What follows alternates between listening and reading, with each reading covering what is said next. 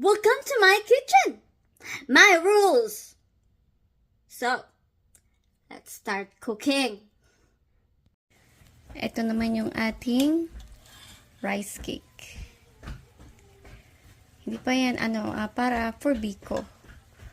Ayan. White rice, tsaka yung yung purple rice. Mix na. Perfectly cooked. At ngayon nga, ay gumagawa ako ng latik para sa biko or rice cake. Ayan!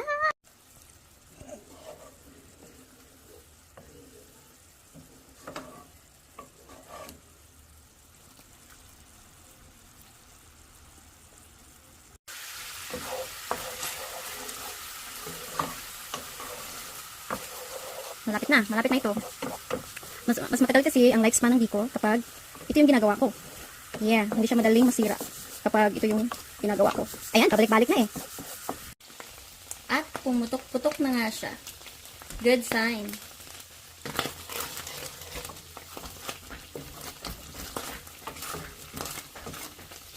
Ayan, nakikita nyo na yung parang crumbs. Yun yung latik. Yeah. Ayan, dumidikit na. Stay tuned. Ayun na nga, nagbubuo-buo na. Pero hindi pa yan tapos ha. Ano pa yan? Kailangan pa natin yung i-crispy. Ayan, gusto niya na sumama. Hindi pwede. Diyan ka lang muna. Hindi ka pa crispy. Crispy. This is a good sign.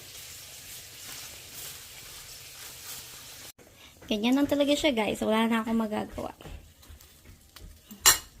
Since wala naman akong muscovado sugar, ito na lang brown sugar. Okay lang din naman yan. Matamis din naman.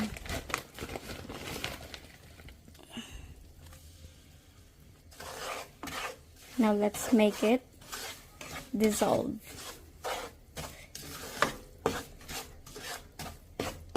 Ayan. Oh, dumami. Masyadong marami ata yung sugar na nilagay ko. Woo! Hindi naman ganun kadami yung gagawin kong biko. Good for 2 lang talaga siya kasi ako lang naman yung kakain. So, kapag dinamihan ko, aray, ang sakit. Hindi ko kayang ubusin. Chocolatey. Parang siyang chocolate. Pang banana Q. Namiss ko yung banana Q sa atin. Minsan, nakagawa ako ng banana Q. Maybe, a year ago. Yeah, matagal na. Kasi naman yung mga Filipino products dito, ang mahal. Well, naintindihan ko naman kasi yung, 'di ba, babayaran pa yung customs. Mahal talaga. So, yun. Lagyan na natin yung rice.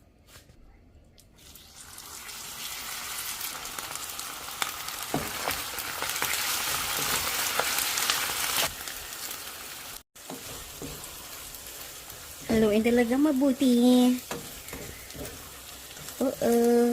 Haluin ng may purong pagmamahal. Kasi nilagay natin purong gata. O diba? Give and take. Kayo ba? Naglalagay din ba kayo ng luya sa inyong biko? Sa akin kasi naglalagay ako kasi pantanggal umay. Oo. Ayan, okay na siya.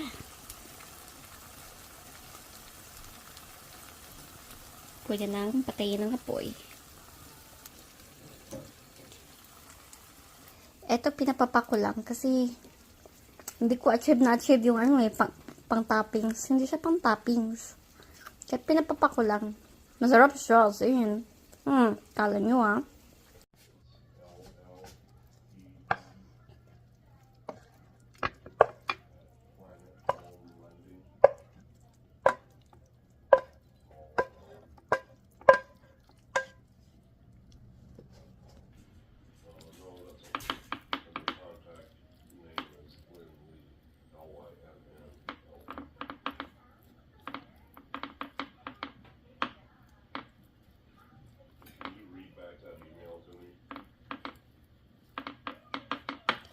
Ayan lang po. Thank you for watching. Biko. Pasok natin sa fridge. After mga 30 minutes, palalamigin muna natin ng konti. At ito naman ay para sa ating shrimp garlic or garlic shrimp. Basta yun na yun.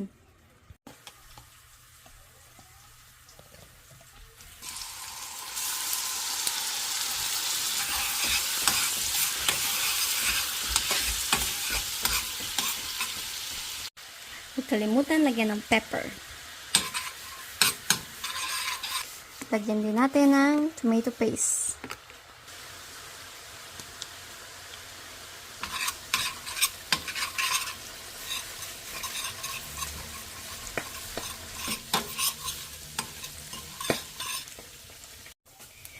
Let's add ketchup.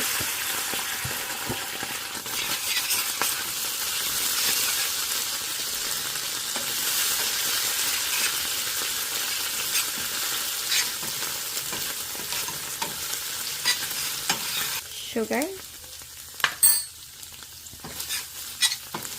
Mekos.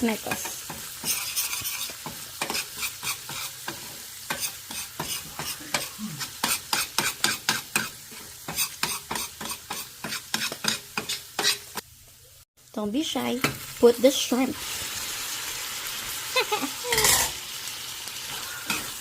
Mekos ulit. Mukha siyang sunog, but it's not burned. Don't worry. It's not burned. It's just the way it is. Why the sky is blue? This is just the way it is.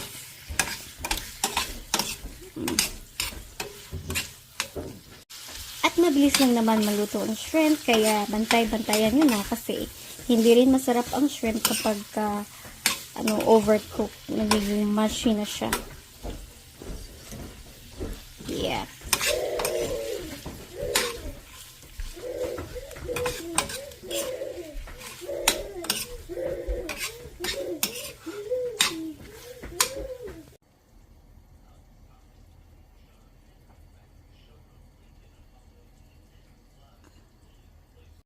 Ito naman ay ang ating marinated Chinese soy chicken. Nilevel up ko lang, nilagay ko ng mushroom, tsaka carrots. Ayan. Hindi pa yan tapos mag-marinate, so let's set aside. And when the time is up, we are going to turn on the stove. Haha! And so 30 minutes is done. We have to turn on the stove for this one. Check natin ang ating chicken. Ang ating soy chicken.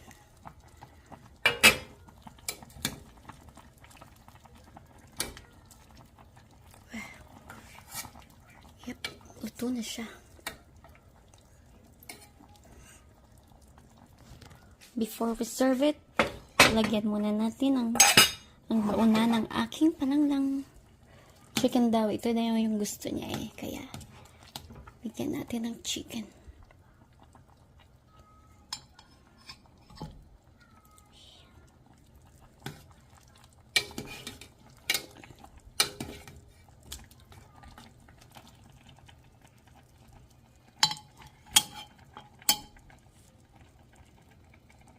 Maliit siya. Change natin ng malaki. Malaking hiwa. Ito.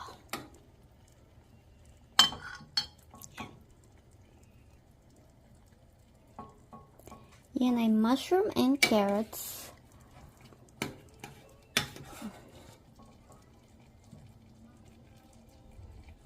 Ayan na po ang kanyang baon.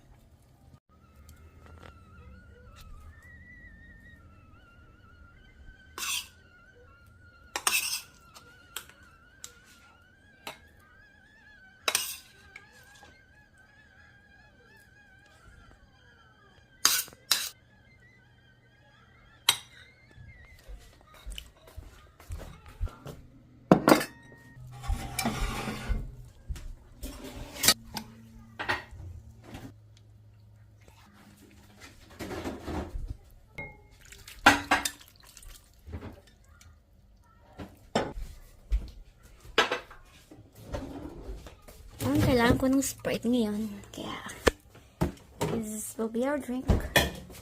At sa aming bulilit, itong juice. Cranberry juice. Pantanggal umay.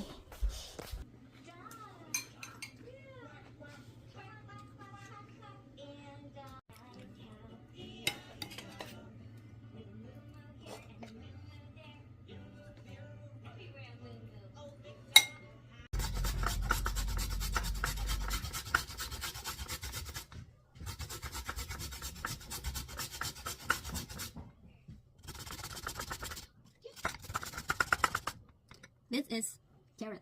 Nice color. Maingay ngayon sa bahay namin kasi may nagtatrabaho sa bahay namin. Kaya ganun-ganun na lang ang ingay sa labas. Pero kahit ganun pa man, tuloy ang buhay.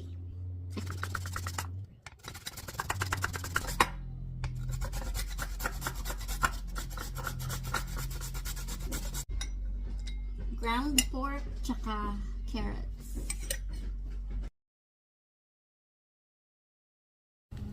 Onion.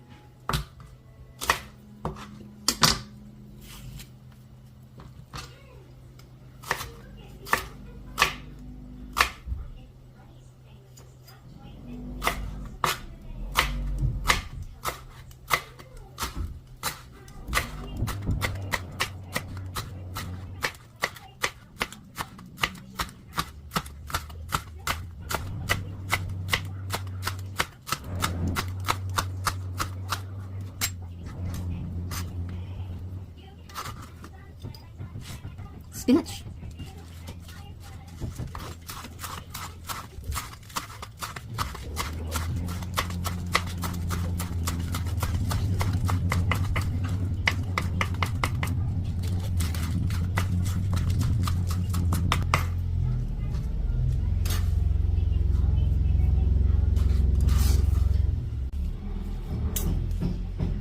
Ang hirap. I have an idea.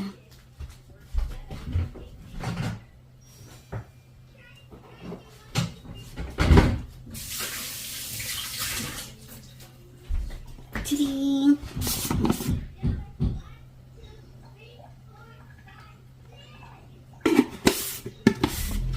Gamitan natin ang ating hiwagang kamay para i-mekos-mekos ang lahat. Ibuhos niya lahat ng iyong pinagdadaanan.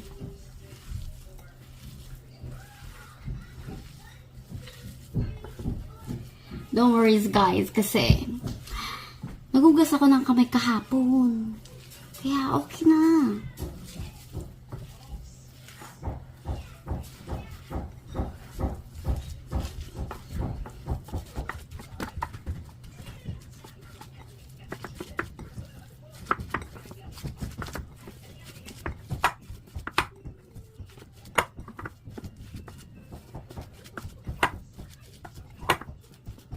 Ganun lang. Seaweed.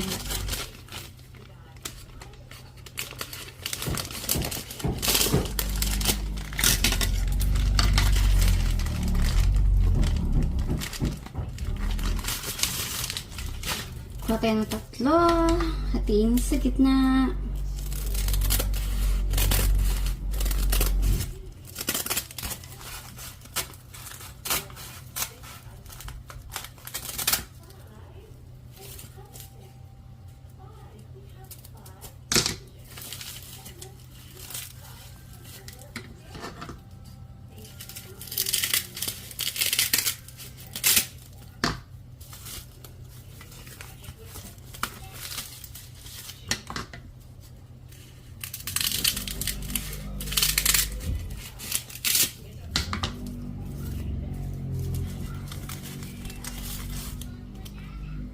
Ganito lang kalaki.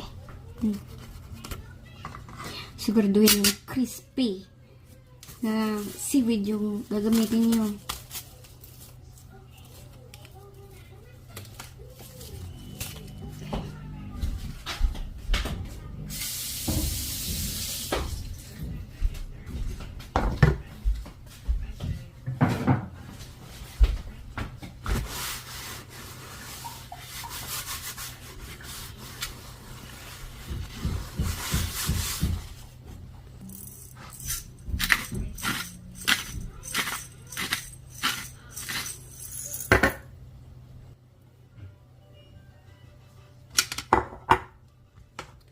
Ito yung gagawin natin.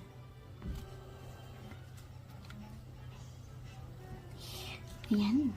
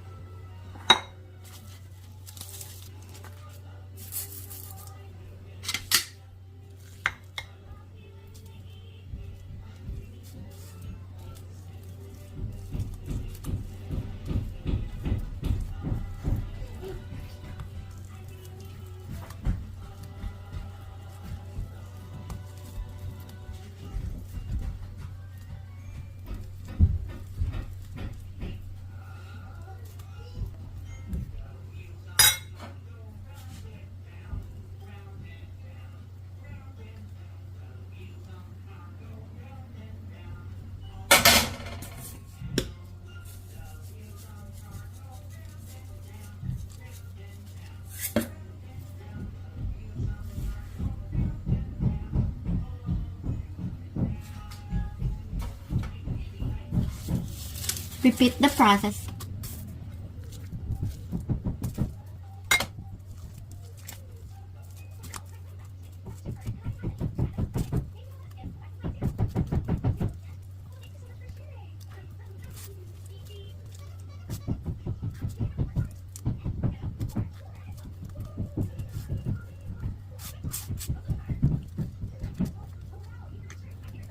Nakita ko lang ang recipe nito online, kaya gusto kong matry ng aking family kung ano ang lasa niya.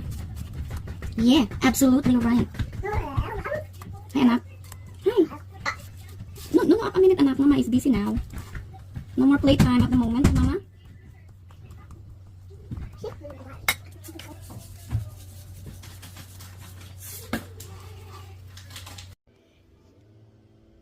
Ganyan na. Ito na yung ating nagawa 6. But there will be more. So stay tuned.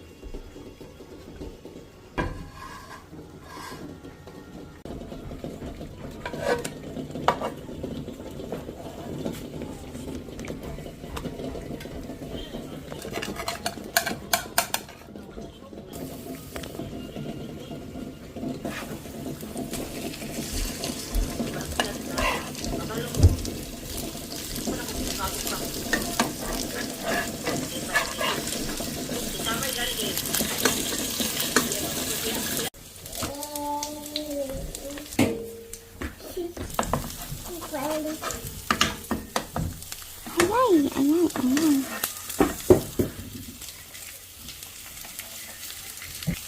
Just repeat the process. And brown.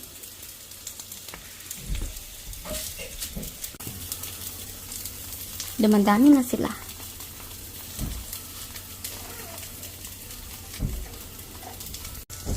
Tikman natin ang isa.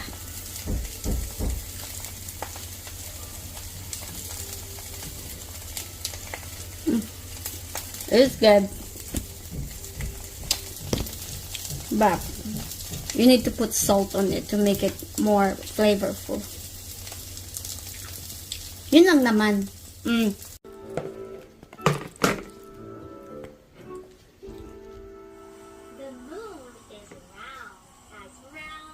Ngayon, balatan natin ang ating boiled egg.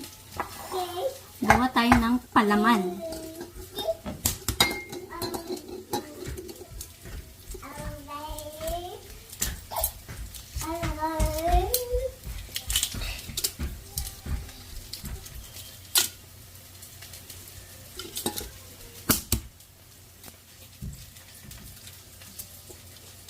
I think alam niyo na kung ano yung gagawin ko dito.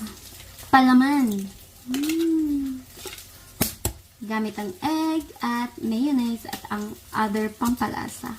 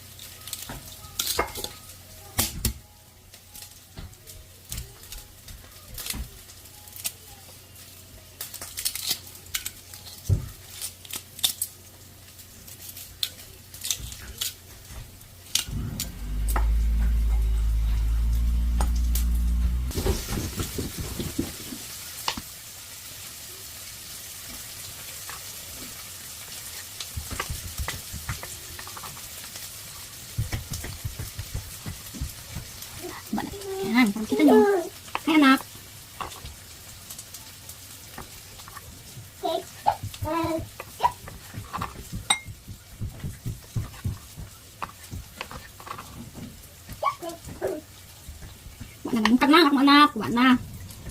May buhat na natin mo. Ano ko?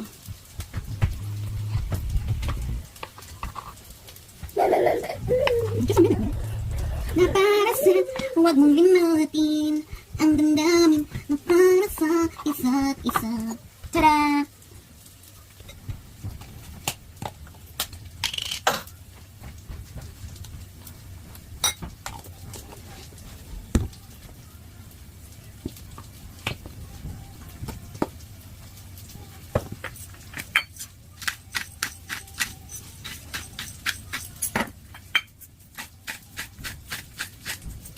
Ito bigyan ng aking video. Oh, yan.